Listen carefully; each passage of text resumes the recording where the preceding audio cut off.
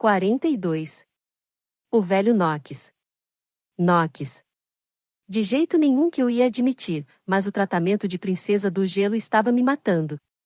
Já tinham se passado 5 dias desde que eu tinha contado a verdade a Naomi.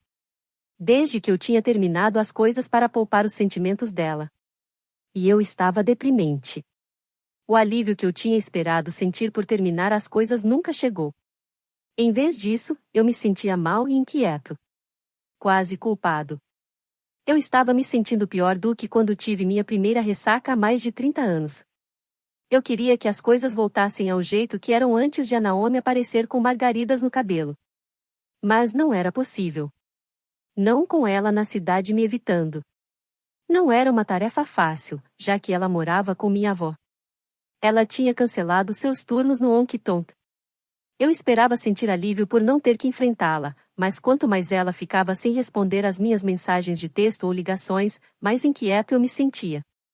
Ela já devia ter superado a esta altura. Inferno. Eu já devia ter superado a esta altura. O cliente das 17 horas cancelou, disse Stasia quando voltei ao Whisky Clipper após minha pausa para o almoço na Dinos, onde recebi olhares raivosos e pizza fria que eu nem tive vontade de comer. Ela e Jeremiah estavam arrumando para fechar. Sério? Era o terceiro cliente que cancelava comigo essa semana. 2 tinham remarcado com Jeremiah e se sentado na cadeira dele me desferindo olhares críticos. Nenhum teve coragem de dizer nada. Mas não precisavam. Eu já tinha levado uma baita surra das meninas do Honky-Tonk. Acho que você deve os ter irritado de alguma forma, gracejou Stasia. Não é da conta de ninguém quem eu vejo ou deixo de ver, falei, mergulhando o pente de volta no álcool e guardando minha tesoura. Esse é o problema de uma cidade pequena, disse Jeremiah. Tudo é da conta de todos. É mesmo? Bom, todo mundo pode ir se danar. Realmente, ele parece bem mais feliz desde que saiu daquele relacionamento horroroso, disse Stasia, que fingiu coçar o nariz com o dedo do meio. Quem assina seus contra-cheques?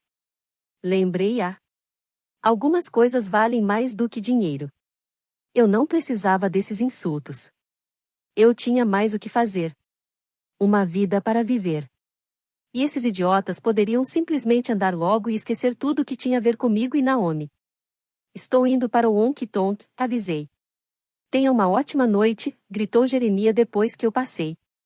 Mostrei o dedo do meio na sua direção. Em vez de ir para o bar, entrei no meu escritório. Não parecia um santuário. Parecia uma prisão. Eu tinha passado mais tempo trancado aqui esta semana do que no mês anterior inteiro. Nunca tinha estado tão em dia com a papelada. Ou tão desconectado do que estava acontecendo com meus negócios. Por que é que as pessoas nesta cidade ficam se preocupando com quem eu namoro ou deixo de namorar? Murmurei para mim mesmo. Peguei o cheque do aluguel de um dos apartamentos lá de cima. O inquilino também incluiu um bilhete rabiscado em uma nota adesiva que dizia: "Você ferrou tudo." Eu estava começando a temer que todo mundo estivesse certo. Que eu tinha feito a coisa errada. E isso se assentou tão bem em mim quanto a ideia de usar terno e gravata todos os dias pelo resto da vida. Eu gostava de liberdade. Por isso que eu tinha meus próprios negócios. Aquele bilhete de loteria me proporcionou estabilidade e liberdade. Embora administrar meus próprios negócios, às vezes, também desse a sensação de que 1000 braçadeiras me amarravam à responsabilidade. Mas era uma responsabilidade que eu escolhi. Eu poderia administrar meus negócios sem me preocupar com outras pessoas, bem, exceto as que eu empregava. E servia. Porra. Eu precisava sair da minha cabeça. Atravessei o corredor e entrei no Honky-Tonk. Ainda era cedo para uma sexta-feira, mas a música estava alta, e eu sentia o cheiro de asas de frango assando na cozinha. Senti-me em casa. Mesmo que meus olhos tenham feito uma rápida varredura no bar, procurando pela Naomi. Ela não estava lá e a decepção que senti me cortou como uma faca. Silver e Max estavam atrás do balcão. F.I. estava jogando conversa fora com Wright. As 3 olharam para mim. Boa noite, cumprimentei, testando as águas. Entoaram em coro. Silver e Max estavam com o polegar para baixo. F.I. estava com um polegar para baixo e um dedo do meio levantado. O outro funcionário, Brad, uma contratação nova para equilibrar o estrogênio, recusou-se a fazer contato visual comigo. Sério? A meia dúzia de clientes riu. Eu poderia despedir cada uma de vocês, lembrei-as. Elas cruzaram os braços ao mesmo tempo. Gostaria de ver você tentar, disse Max. É. Não tenho dúvida de que você iria cuidar do bar, servir e gerenciar muito bem sozinho numa noite de sábado, disse Silver. Seu piercing de nariz se moveu quando suas narinas inflaram. Porra! Eu sabia quando não era benquisto. Tudo bem. Eu poderia ir para casa e desfrutar da paz e tranquilidade da vida de solteiro. Outra vez. Talvez esta noite não parecesse tão vazia. Eu me acostumaria com isso. Tá. Estou indo embora, falei. Ótimo, disse Max. Tchau, disse Silver. Foda-se, falou F.I. Vou embora também. Tá. Tanto faz. Eu iria para casa e elaboraria um novo cronograma em que essas três nunca mais trabalhassem ao mesmo tempo no bar, decidi. Mesmo que isso significasse contratar mais 5 pessoas. Eu iria contratar caras que não menstruavam e que estavam pouco se lixando para mim.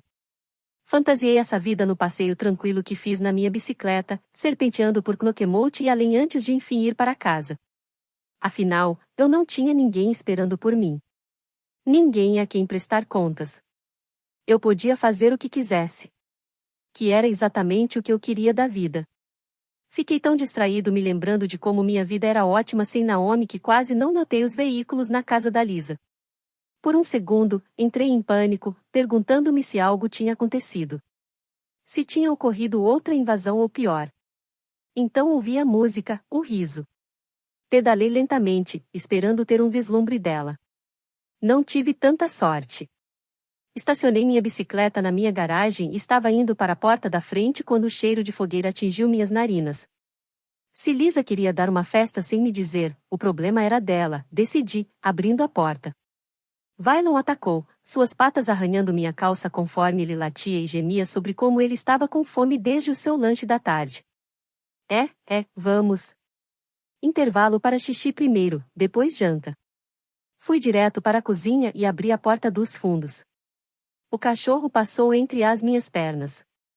Ele não parou em sua parada de xixi habitual. Suas pernas atarracadas estavam muito ocupadas galopando em direção à casa da Lisa. Eu podia ver o fogo de onde eu estava. Alguém tinha montado uma fogueira ao lado do riacho. Havia mesas com comida, cadeiras de acampamento e mais de uma dúzia de pessoas circulando, parecendo estar se divertindo muito. Os cães da Lisa, Fogoso e Kitty, se afastaram das mesas de comida para cumprimentar Vailon. Vi Vailai, com seu cabelo loiro embaixo de um gorro rosa choque que aposto que Amanda tinha tricotado para ela. Suas amigas Nina e Chloe estavam brincando no pátio lateral. A pontada no meu peito me pegou de surpresa. Vailai ficou de joelhos na grama e acariciou Vailon. Ele rolou de costas em êxtase.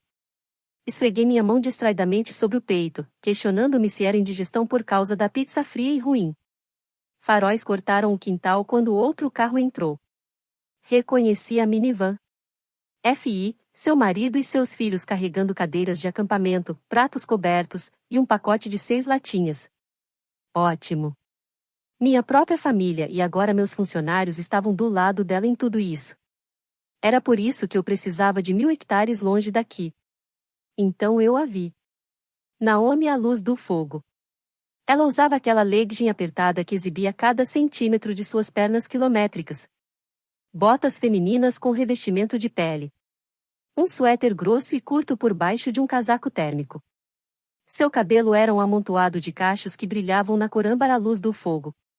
Ela estava usando um gorro de tricô parecido com o da Vailai, só que vermelho escuro. Ela estava sorrindo. Rindo. Brilhando. A pontada no meu peito se tornou uma dor física, e eu me perguntei se deveria ligar para um cardiologista. Isto não era normal. Não era assim que deveria ser. Eu terminava as coisas antes que ficassem pegajosas demais e não sentia nada além de alívio imediato depois. Se eu voltava a me deparar com uma das minhas conquistas outra vez, o que era raro, era fácil. Agradável. Nunca prometia nada, e elas nunca esperavam nada. Mas desta vez, apesar dos meus melhores esforços, tinha havido expectativas. Embora ela não parecesse estar sofrendo. Ela estava junto ao riacho, parada perto do meu irmão idiota, tendo o que parecia ser uma conversa íntima. Sua mão enluvada se estendeu e apertou o braço dele. Meus punhos se cerraram ao meu lado. Raiva se filtrou na minha visão. O meu irmão não tinha perdido um segundo, não é? Não foi uma decisão consciente ir até ela, mas meus pés tinham uma consciência própria. Caminhei pela grama em direção ao grupinho feliz com destruição em mente. Eu não a queria com ele. Não a queria com ninguém. Eu não suportava a ideia de vê-la ao lado dele, muito menos o que mais eles estivessem fazendo. Porra! Lisa J. me chamou, e Amanda me deu um sorriso de pena conforme eu passava pelas festividades. Vocês dois não perderam tempo, né? Esbravejei quando os alcancei do outro lado do fogo. Nash teve a audácia de rir bem na minha cara. Mas Naomi agiu diferente. O sorriso fácil em seu rosto desapareceu, e, quando ela olhou para mim, não foi uma princesa do gelo que eu vi, pronta para me congelar. Foi uma mulher em chamas pronta para me queimar vivo. O alívio foi rápido e avassalador. O aperto no meu peito afrouxou em milímetros. Ignorar-me significava que ela não se importava. Mas o fogo que vi naqueles lindos olhos avelã me dizia que ela me odiava. Isso era melhor do que o desinteresse frio. Nash deu um passo à frente, efetivamente se colocando entre mim e Naomi, o que só serviu para me irritar ainda mais. Há algum problema? Perguntou-me ele. Eu tinha um problema de 1,83 m com buracos de bala nele. Problema? Com você pegando as minhas sobras? Não. Melhor que ela não é desperdiçada. Eu era um babaca do caralho e tinha ido longe demais. Eu merecia o sopapo que Nash estava prestes a me dar. Parte de mim queria. Queria que o castigo físico tomasse o lugar da tempestade emocional que estava me destruindo por dentro. Eu não conseguia pensar direito com ela tão perto. Tão perto, e sem poder tocá-la. Sem poder estender a mão e reivindicar o que eu tinha jogado fora. O punho do Nash recuou, mas antes que ele pudesse deixá-lo voar, outro corpo se interpôs entre nós. Você é uma criança fazendo birra, falou Naomi, a centímetros de mim. E não foi convidado. Então vá para casa. Daisy, falei, estendendo as mãos para ela no piloto automático. No entanto, mais um corpo se enfiou entre nós. Se não quiser entrar para a história como o maior idiota desta cidade, sugiro que recue, disse Sloane. Ela estava me encarando como se eu tivesse acabado de derrubar o Papai Noel em um almoço na biblioteca. Saia da minha frente, Sloane, rosnei na cara dela. Então uma mão surgiu no meu peito, e eu estava sendo empurrado para trás com força. Alvo errado, amigo. Lucian, parecendo mais casual em jeans e landau que eu já o tinha visto em uma década, agarrou meu casaco. A raiva em seus olhos me deu a entender que eu estava brincando com fogo. Eu dava conta do meu irmão, especialmente porque ele estava com um braço só. Mas eu não era burro a ponto de achar que poderia enfrentar Nash e Lucian e viver para contar a história. Não preciso da sua proteção, seu grande idiota ricaço, vociferou Sloane para Lucian. Ele a ignorou em favor de me afastar do fogo. Da minha família. Do meu cão estúpido que estava com um focinho no que parecia ser uma caçarola de cachorros quentes. Me solte, Lucy, avisei. Eu vou quando você não estiver determinado a ir lá e afetar pessoas que não têm nada a ver com o assunto. Interessante. Ele estava bravo não porque eu tinha atacado Nash e Naomi, mas porque eu tinha gritado na cara da Sloane. Achei que você não a suportava, zombei. Lucian me deu outro empurrão, e eu tropecei para trás. Caramba, Knox. Não precisa ser tão babaca o tempo todo. Nasci assim, revidei. Que papo furado. O que você mostra ao mundo é uma escolha. E agora você está fazendo uma escolha burra. Eu fiz a coisa certa, cara. Lucian pegou um cigarro e um isqueiro. Continue repetindo a si mesmo se isso o ajuda a dormir à noite. Falei para ela para não se apegar. Eu a avisei. Olhei por cima do ombro de Lucian e vi Naomi parada ao lado do fogo, de costas para mim. Com o braço do Nash em volta dela. Meu peito se apertou outra vez, e aquela dor se transformou em um ferimento de faca agora. Talvez eu tenha dito a ela para não se apegar, mas eu não me concedi a mesma cortesia. Nunca pensei que era algo com que eu tinha que me preocupar. Mas Naomi Witt, a noiva fugitiva com mania de limpeza, tinha me fisgado. Fiz a coisa certa, repeti como se isso tornasse aquilo verdade. Com os olhos em mim, Lucian acendeu seu cigarro. Nunca lhe ocorreu que a coisa certa teria sido ser o homem que seu pai não pôde ser. Porra! Essa me atingiu com força. Vá se ferrar, Lucy. Tente se desferrar, Knox. E com isso, ele voltou para a fogueira, deixando-me sozinho no escuro. Vi um lampejo de rosa com o canto do olho e encontrei Vailai parada a poucos metros de mim. Vailon sentado a seus pés. Oi, falei, de repente me sentindo o maior e mais estúpido babaca do planeta. Oi, Knox. Como vão as coisas? Ela deu de ombros, com aqueles olhos azuis fixos em mim e o rosto neutro. Como foi o treino de futebol? Eu quis passar lá, mas, tudo bem. Não precisa fingir. Eu e a tia Naomi estamos habituadas a não sermos queridas pelas pessoas. Isso não é justo, porra. Não foi por isso que as coisas não deram certo comigo e sua tia. Tanto faz. Talvez não devesse xingar na frente de crianças. Elas podem aprender com você. Ai. Estou falando sério, pequena. Vocês são boas demais para mim. Mais cedo ou mais tarde, vocês teriam chegado a essa conclusão. Vocês merecem algo melhor. Ela encarou as botas. Seu pequeno pingente de coração reluzia nos cadarços, e eu percebi que ela não estava usando os tênis que eu dei. Isso também doeu. Se pensasse mesmo assim, teria dado mais de si para ser bom o bastante. Não nos descartado como se fossemos lixo. Nunca disse que vocês eram lixo. Você nunca disse muita coisa, né? Falou ela. Agora, deixe a tia Naomi em paz. Você tem razão. Ela merece algo melhor do que um cara que não é esperto a ponto de ver como ela é incrível. Eu sei o quão incrível ela é. Eu sei o quão incrível você é, argumentei. Só não incríveis a ponto de fazer você ficar, disse ela. O olhar que ela me desferiu estava anos-luz dos 11 em maturidade. Eu me odiava por lhe dar mais um motivo para duvidar de que era tudo menos a inteligente, linda e corajosa que era. Vai lá.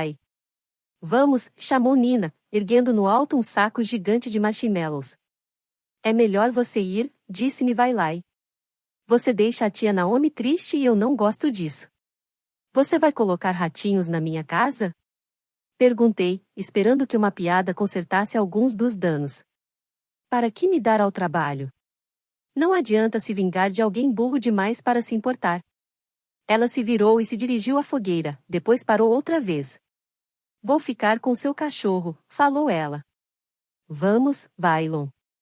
Observei uma criança de quem eu não só gostava, mas respeitava, afastar-se em direção à festa com meu próprio cachorro. Naomi cumprimentou Vailai com um abraço de um braço só, e as duas viraram as costas para mim. Para ser do contra, peguei um dos cachorros quentes da mesa e uma cerveja. Fiz uma continência meia-boca para minha avó e depois voltei para minha casa sozinho. Quando cheguei lá, joguei os dois no lixo.